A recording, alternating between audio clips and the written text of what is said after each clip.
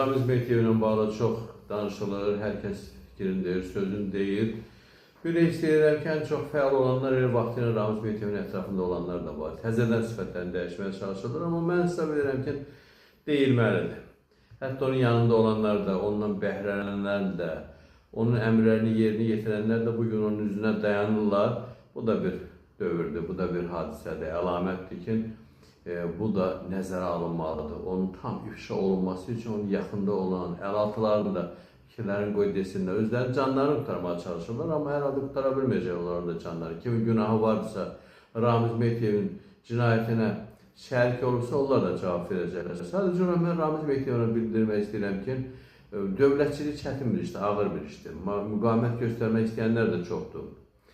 Və başqa xaricdən kənarda sifariş yerinə yetirənlər də var. Təsir agentləri deyirlər bunlara və Ramiz Mehdiyev də ən qocaman, ən dəhşətli və Azərbaycan tarixində bəlkə də bərabəri olmayan özünün qəddarlığına görə, özünün Azərbaycanlılara qarşı, Azərbaycana qarşı, dövlətçiliyə qarşı nifrəti ilə heç kəslə müqayisə oluna bilməzdir. Bəlkə də Azərbaycan tarixini nəzər salsan, çox, bəlkə də yoxdur, olsa da çox az adamlar rast gələrdir ki, Azərbaycan dövlətçiliyinə bu qədər nifrət eləmiş bir adam olsun. Bunu dəfələrlə biz görmüşük. Qarabağ Təşkilatı Qarabağın azadlığı uğrunda ictimai xəttlə hərəkət edirdi. Dövlətə yardımcı olmağa çalışırdı bu istiqamətdə. Və hər məqamda da biz Ramiz Mehdiyev və onun ətrafındakilərin müqavimətini görürdük.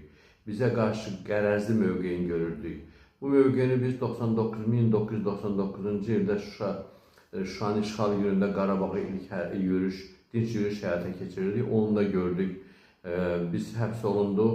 Həmin bizim Ağsaqqallar Şurası üzvlərindən biri rəhmətli Asim müəllim Bəxtiyar Vahabzadənin yanına getmişdik ki, yəni Bəxtiyar Vahabzadə də bizə münasibəti olan bir adamıdır.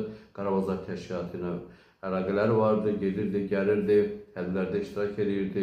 Və yəni ümid yeri kimi Bəxtiyar Vahabzadənin yanına getmişdik ki, bəs Qarabağ Təşkilatı üzvlərini həbs ediblər, onlara qarşı təzyiqlər var.